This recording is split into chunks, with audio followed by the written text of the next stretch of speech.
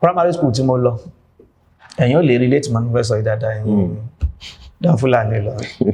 ẹ̀yà kún un lọ. So Òkè Súnà primary school náà ni mo lọ. Allahu Akbar. nítorí bá ti mọ Balógun tàbí. èmi náà lọ bẹ̀. Balógun Fúlàní lọ káàbọ̀ Fúlàní. So ibẹ̀ náà ni gbogbo àwọn family wa máa ń lọ. tá a bá lọ bẹ̀ á lọ Pàkẹ́. bẹ́ẹ̀ ní pàtà. tá a bá lọ Pàkẹ́ á lọ Òkè Súnà. a sì lọ Sàlẹ̀ Málíkì fún Sàlẹ̀ Málíkì. nígbà náà a máa ń kọrin nígbà Sàlẹ̀ Málíkì àti Òkè Súnà ni wọ́n máa ń kọrin. Òkè Súnà jẹun tán Sàlẹ̀ Málíkì palẹ̀ mọ́. Pàkẹ́ ń tilẹ̀ jẹ́. So mẹ́tẹ̀ẹ̀ta ni. Allahu Akbar. So ìgbà tá a wà ní primary school I think a wà ní primary 2 or 4 ìrántí.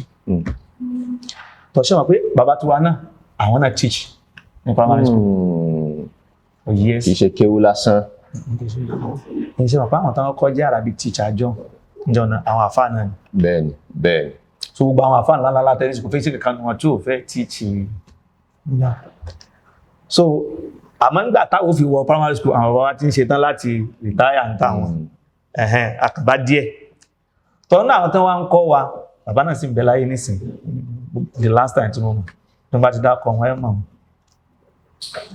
àwọn bàbá oníwìrìdì ilé oníwìrìdì lọ ẹni tó jẹ́ Khalifa ní sí bàbá ń sáwí ẹ̀wọ́ bẹ́ẹ̀ni bàbá ń sáwí Sheikh Abdulsalam àwọn náà ń teach lókè Súnà gbà ṣùgbọ́n wọn mọ̀ pé jàbàtà ni mí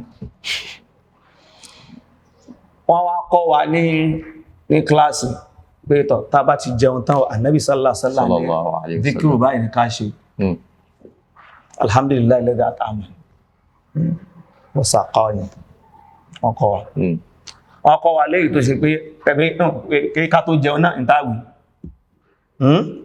bismillah wọ́n kọ́ afkaru ni wọ́n bá tán kọ́ tán wọ́n ní káàkàn kọ́ ẹmọ̀ mọ́ sọ pé tọ́ ẹ̀kọ́ kìíní wọ́n sì fẹ́nu ṣàlàyé fún yín wọ́n á kọ́ tán èmi mo wá kọ́ síbi ìsàlẹ̀ afkaru alákọ̀ọ́kọ́ pé takulu hadal qawl mo rántí kọ́ọ̀lù náà mo kọ́ ń gbọ́n kì í ṣe kalma takulu hadal qawl fi bidayati ta'am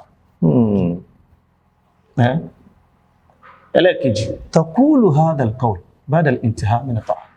Allahu Akbar. wọ́n á submit. bàbá ò mọ̀ wò pé bóò ló ti jẹ́. primary 4 dákun rántí wọ́n wá máàkì pé bóò ló ti yá.